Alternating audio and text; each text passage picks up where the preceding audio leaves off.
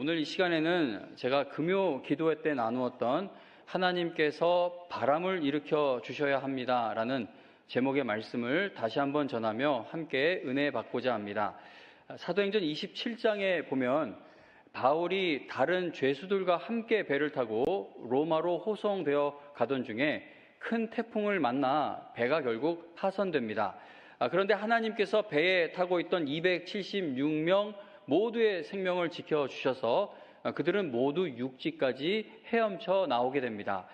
사도행전 28장 1절에 보면은 바울과 함께 파손된 배에서 탈출한 사람들이 도착하게 된 섬의 이름이 멜리데라고 기록이 되어 있습니다.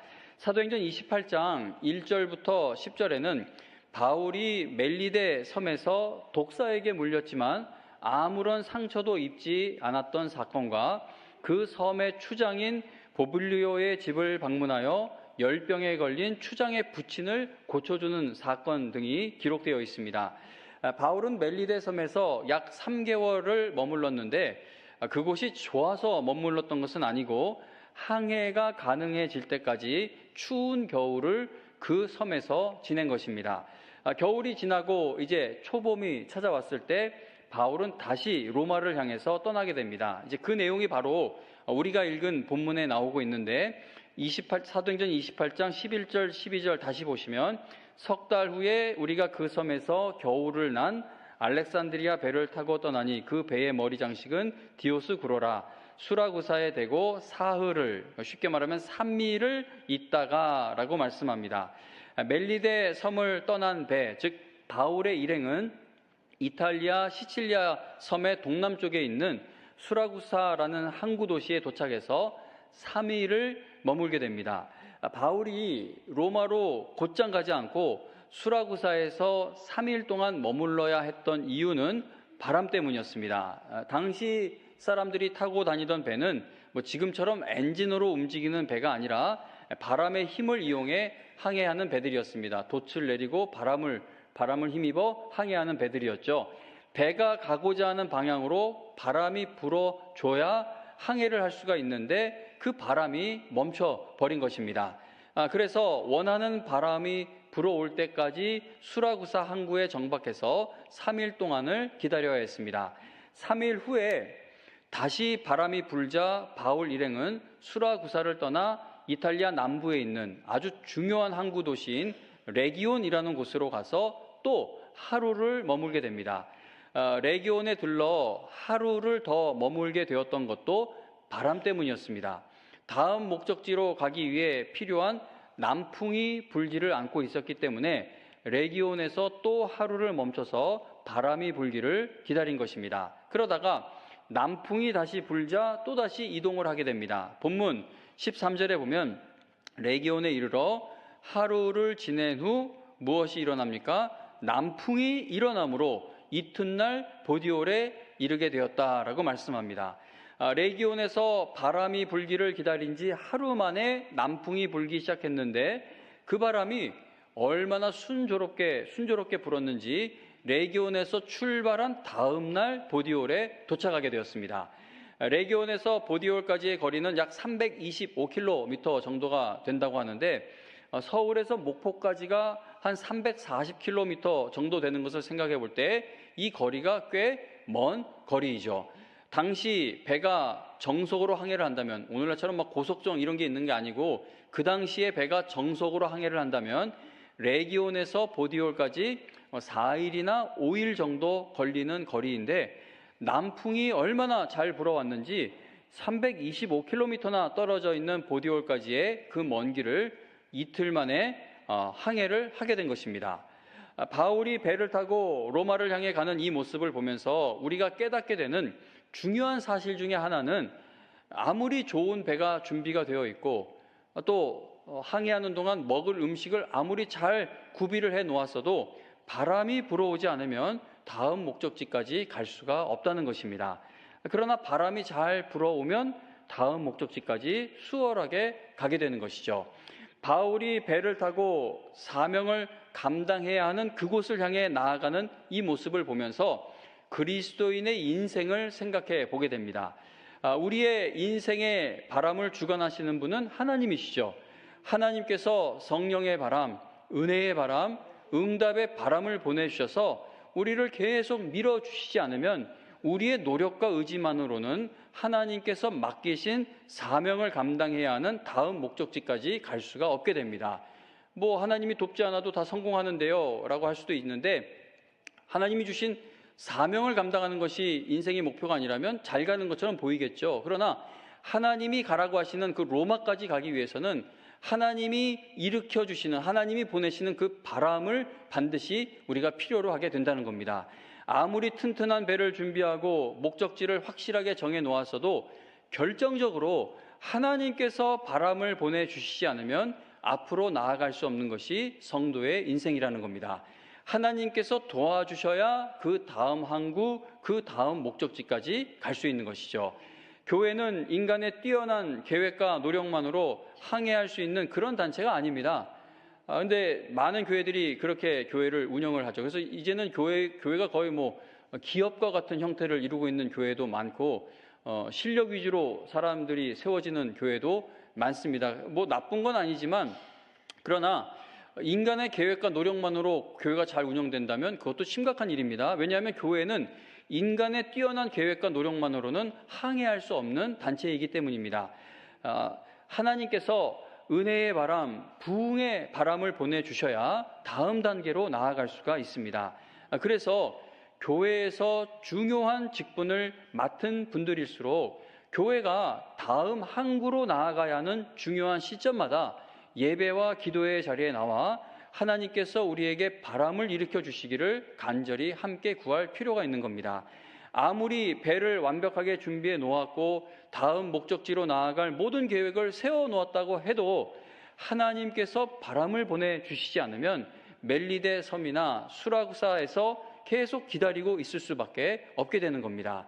내가 아무리 인생의 배를 잘 준비해 놓고 목적지도 확실하게 정해 놓았다 해도 하나님께서 은혜와 응답의 바람으로 우리를 밀어주지 않으시면 하나님께서 주신 그 사명을 감당하는 곳을 향해 절대 나아갈 수 없다는 사실을 아는 성도는 아무리 바쁘고 지쳐도 예배와 기도의 자리에 나와 하나님의 도우심을 구하게 됩니다. 성도님 여러분, 우리가 로마라는 목적지를 정해놓고 그곳으로 가기 위한 배와 식량까지 다 준비해 놓았다 해도 하나님께서 순풍을 보내주시지 않으면 더 이상 나아갈 수가 없다는 겁니다. 그러므로 우리는 날마다 하나님의 은혜와 도우심을 구해야 하는 것이죠. 바울과 일행들은 하나님께서 보내주신 남풍을 타고 레기온을 출발하여 보디올에 도착하게 됩니다. 보디올은 이탈리아에서 아름다운 항구로 유명했던 곳이며 나폴리 바로 옆에 있는 항구였습니다. 바울은 이제 항구 도시인 보디올에서 육로를 통해 약 210km 정도를 더 여행하면 걸어서 열흘 정도만 더 가면 드디어 로마에 도착하게 됩니다. 보디올 항구는 곡물을 실어 나르는 대형 상선들이 드나들던 동서교통의 요지였는데, 그래서 이곳은 은행이 발달해서 소아시아의 5도시의 금융권을 장악하고 있었을 정도였다고 합니다. 그러니까 이렇게 돈이 잘 도는 도시였으면 이렇게 이런저런 화려한 모습들이 있는 곳이었겠죠. 바울은 항구 도시인 보디올에서 그 화려한 로마의 모습을 처음 접하는 순간 아마도 많은 생각을 했을 것 같습니다. 바울은 늘 로마를 마음에 품고 이제 그곳을 위해 기도하고 있었습니다. 하나님이 가라고 하신 곳이니 하나님이 가라고 하신 그곳에 가기 위해 그 로마를 늘 마음에 품고 기도하고 있었습니다. 그러나 막상 로마로 가는 관문과도 같은 보디올에 도착했을 때 바울은 세계의 중심이며 최강대국인 로마에서도 과연 빌립보나 고린도에서처럼 하나님의 크고 놀라운 역사들이 일어날 것인가라는 인간적인 걱정이 들지 않았을까 생각해 보게 됩니다. 사도행전 28장 15절 하반절 보시면 바울이 담대한 마음을 얻었다라고 말씀하죠. 바울이 이미 담대한 상태에 있었다면 담대한 마음을 얻었다라는 표현이 필요 없었을 겁니다.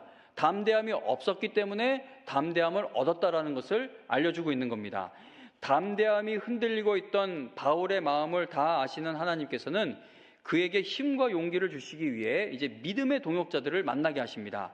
오늘 본문 사도행전 28장 14절 상반절에 보면 거기서 그러니까 보디올에서 형제들을 만나 그들의 청함을 받아 이레를 그러니까 일주일을 함께 지냈다라고 말씀합니다. 14절에 기록된 이 만남은 항구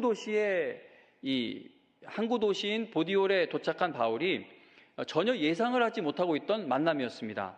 바울이 형제들을 만났다고 본문에서 말씀하고 있는데 이건 뭐 가족을 만났다는 의미가 아니라 신약 성경에서는 예수님을 믿는 사람들을 지칭할 때 형제들이라는 표현을 사용합니다. 그러니까 바울에게는 로마로 가는 관문과도 같은 보디올 항구를 도착했을 때 전혀 예상하지 못했던 성도들의 환영을 받게 된 겁니다. 바울은 그 믿음의 형제들과 함께 일주일 동안 교제를 나누었다고 성경은 말씀합니다. 당시 로마에도 예수님을 믿는 사람들이 이미 있었던 것이죠. 자, 바울이 복음을 전하기 위해서 이제 막 로마 땅을 밟았는데 그곳에 이미 예수님을 믿는 사람들이 있었던 이유는 사도행전 앞부분을 보면은 알 수가 있습니다. 사도행전 2장에 보면은요, 오순절 성령 강림 사건이 나옵니다.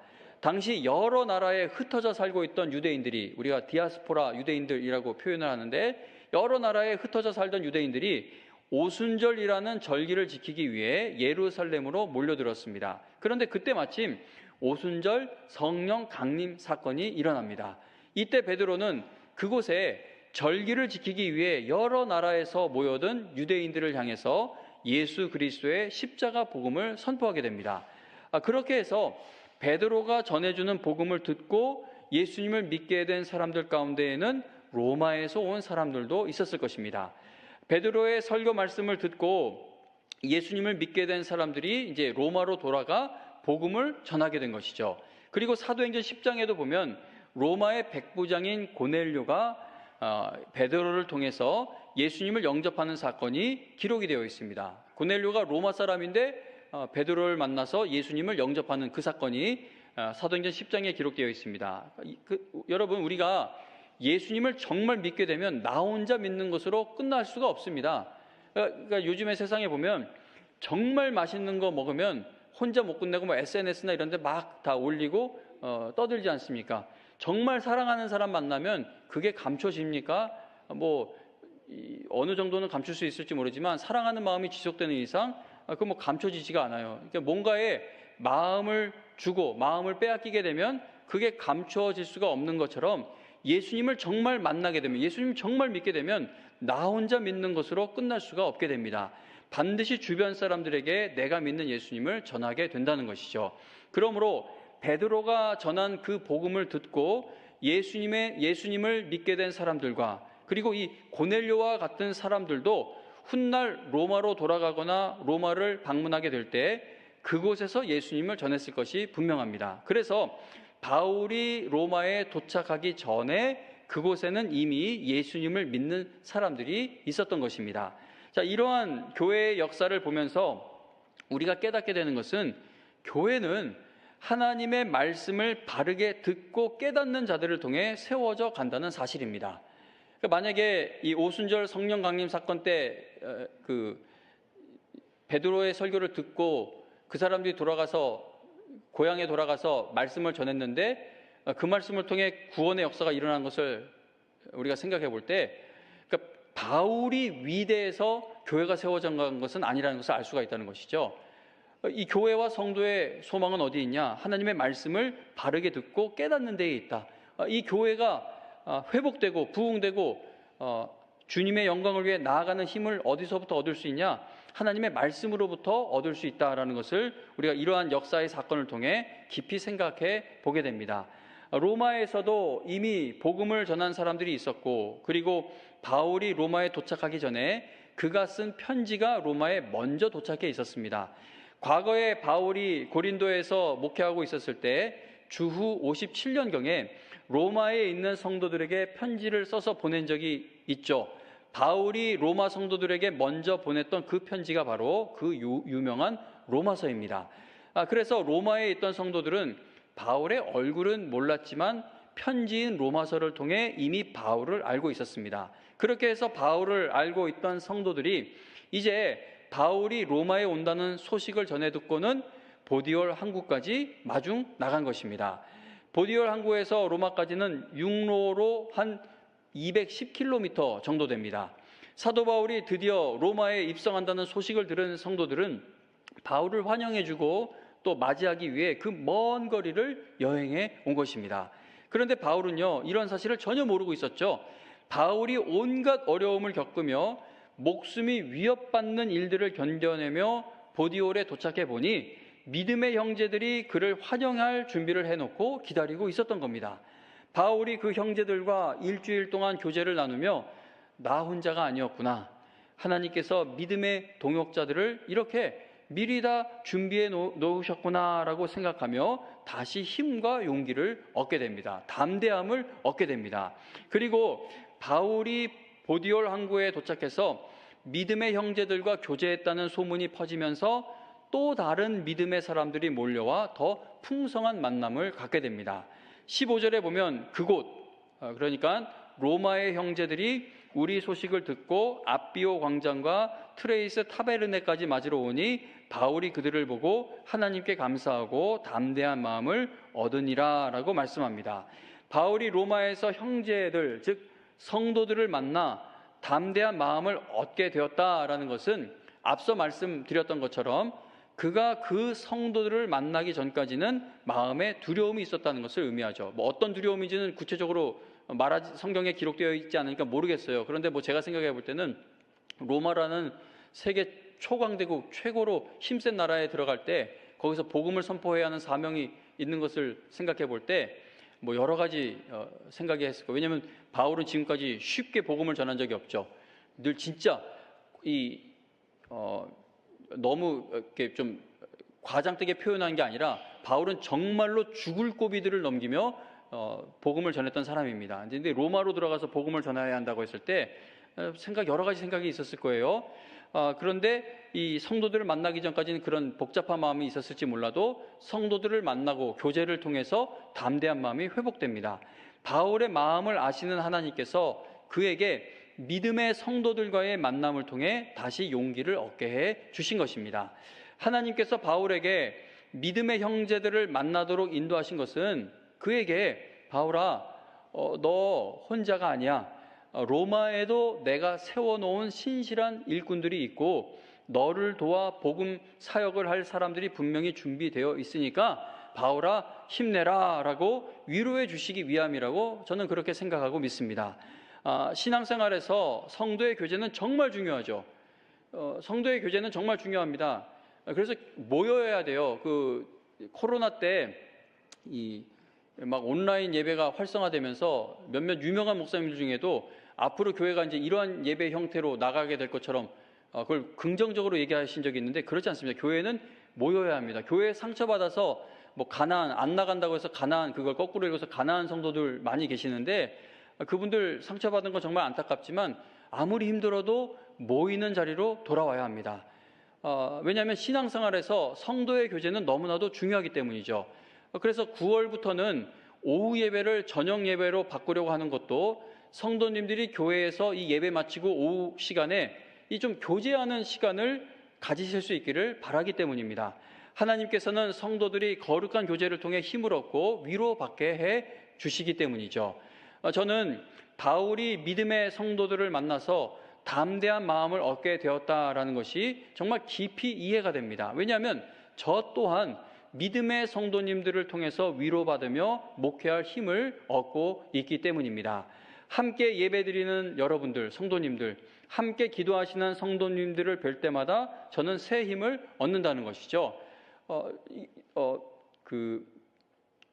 아까 올라오기 전에 김기순 권사님 봤는데 발등에 뭘 잔뜩 바르고 계시더라고요. 왜 그러시냐 했더니 국을 발등에 이렇게 쏟으신 거예요. 그래서 화상을 좀 괜찮다고 하시는데 그런 모습을 보면 마음이 아프기도 하면서 힘을 얻기도 합니다. 이분들이 뭐가 부족해서 이 고생을 하시나. 그러니까 여러분 점심은 무조건 맛있는 점심이에요. 점심 맛의 평가는 무조건 맛있다. 그렇죠? 누가 말씀해 주셨는데 맛있죠? 그러니까 성도님 여러분, 이 모든 걸 하나님이 우리를 묶어주신 성도의 교제 가운데 일어나는 일로 좀 영의 눈을 열고 보실 수 있기를 바랍니다. 그 모습이 안타깝죠. 그러나 이렇게까지 힘을 내서 교회가 지켜지기를 바라고 교회가 다시 부흥되기를 바라는 그 모습을 볼 때 그 피차 위로를 얻고 담대함을 얻게 되는 겁니다. 어제 유치부 성경학교 때 힘을 다해 교사로 섬기시는 성도님들을 보면서도 얼마나 큰 위로를 받았는지 모릅니다.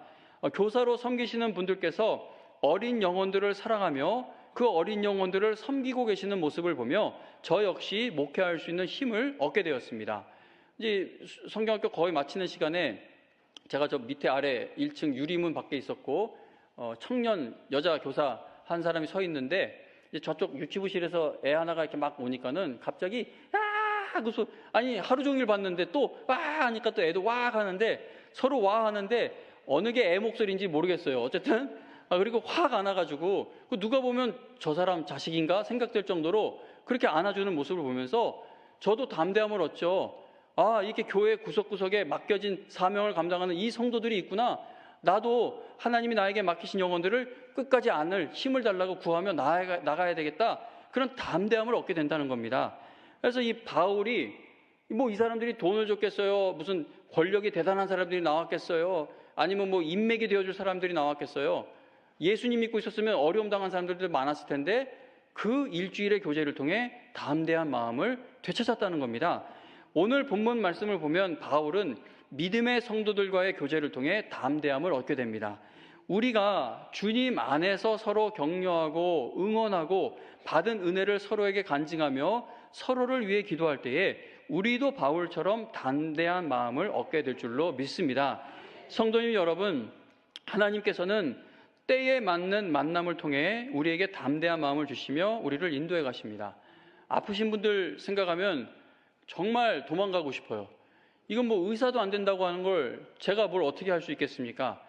근데 오늘도 문정신 권사님 9시 예배 나오셔서 근데 문정신 권사님 그냥 보면은 다 나으셨나라는 생각이 들 정도로 힘차게 나오시는데 항암 치료 뭐 앞으로 제가 막 시끄러운 데 들어서 잘 기억을 못 하는데 이제 몇 번 받았는데 뭐 이렇게 더 나아지고 있다라고 이렇게 간증하시면서 다음 주일에도 또 배워하고 이렇게 가시는데 그 모습이 아픈 건 너무 속상하고 안타깝지만 그런데 이 교회에서 만나는 그 모습을 통해 피차 담대함을 얻게 된다는 것이죠.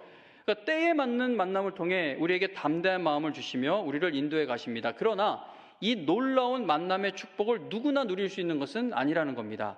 이러한 만남의 축복은 하나님께서 기뻐하시는 일을 감당하는 성도, 즉 하나님께서 각자에게 맡기신 사명을 충성되게 감당하는 성도가 풍성하게 누릴 수 있게 됩니다. 그러므로 오늘 본문에 나오는 바울처럼 여러분도 하나님께서 각자에게 맡기신 사명을 잘 감당하시는 성도들이 되셔서 하나님께서 허락하시는 복된 만남의 복을 풍성히 누리게 되시기를 간절히 바랍니다.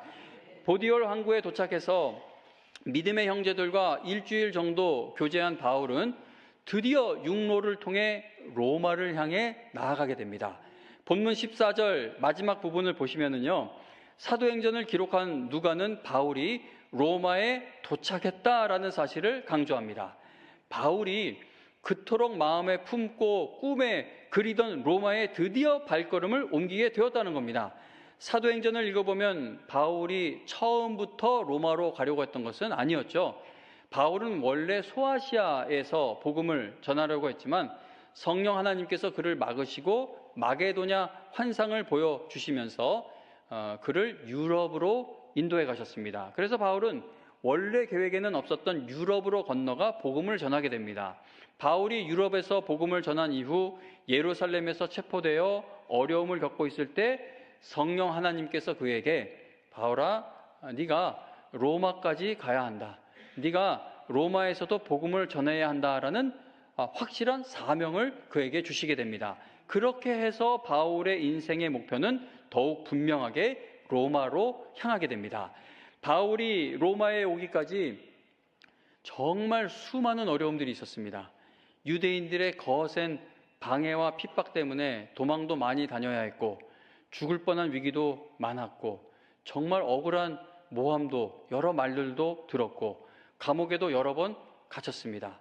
배를 타고 가다가 억울하게 붙잡혀 가는 거죠. 배를 타고 가다가 유라굴로라는 광풍을 만나 죽을 뻔했지만 하나님께서 보호해 주시는 은혜를 입어서 한 섬으로 떠밀려 가기도 했습니다. 자, 그런데 이런 수많은 어려움 앞에서도 로마를 향하고 있던 바울의 시선과 마음은 조금도 흐트러지지 않았다는 겁니다.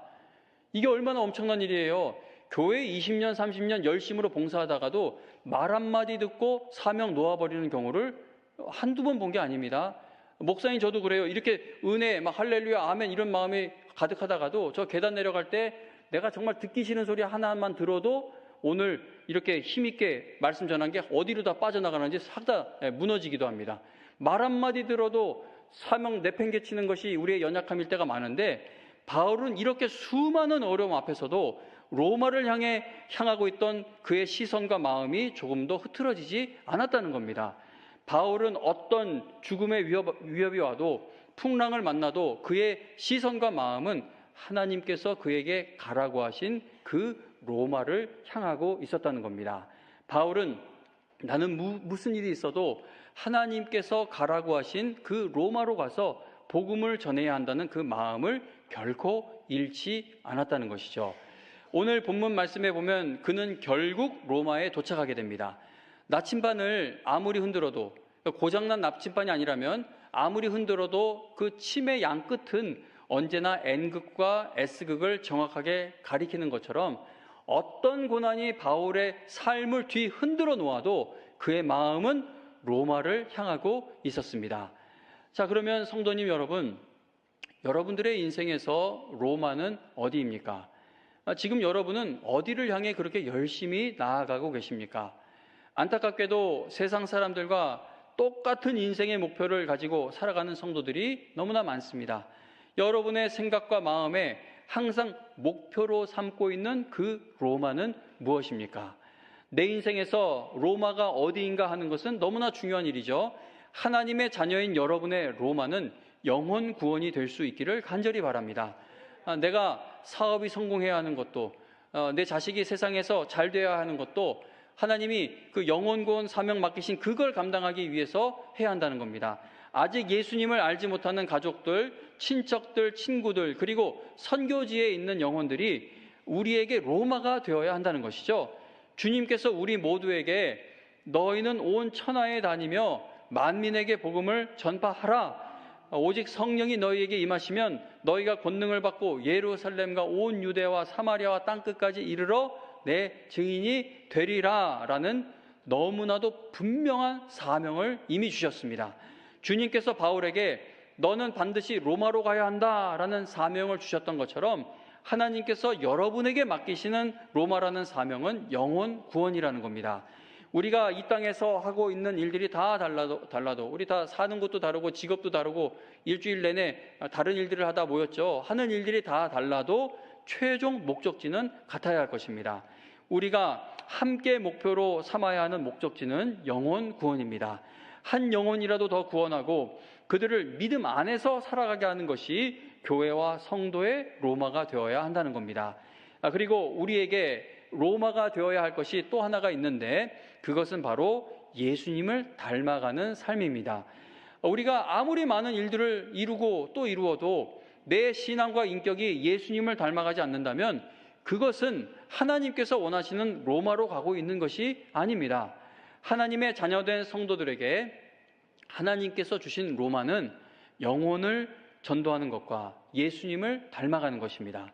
그러므로 영혼 구원과 예수님을 닮아가는 삶에 대해 아무 관심이 없고 기도 제목에 태신자나 성화되어가는 삶에 대한 고민이나 이건 하나도 없고 오직 세상에서의 어떤 성취를 위해서만 달려가고 있다면 그거는 대단히 잘못된 길을 걷고 있는 겁니다. 여러분도 바울처럼 하나님께서 기뻐하시는 그 로마를 향해 나아가는 성도들이 되셔서 바울처럼 하나님의 거룩하신 뜻이 이루어지는 일에 끝까지 쓰임받게 되시기를 간절히 바랍니다. 바울이 멜리데 섬을 떠나 배를 타고 로마로 향해 갈 때에 바람을 기다려야만 했습니다. 배가 다 준비되어 있었고 목적지도 확정되어 있었고 먹을 양식도 다 구비되었고 선장도 있었고 모든 게 다 있었어도 하나님께서 바람을 일으켜 주실 때까지 꼼짝하지 못하고 사흘, 즉 3일을 기다려야 했습니다. 우리 인생도 마찬가지입니다. 하나님께서 은혜의 바람, 응답의 바람, 성령의 바람을 보내주셔서 우리의 이 연약한 인생을 밀어주시지 않으면 우리는 하나님께서 주신 그 사명을 이루는 곳을 향해 조금도 나아갈 수 없게 됩니다. 전부 딴 길로 가버리게 되죠.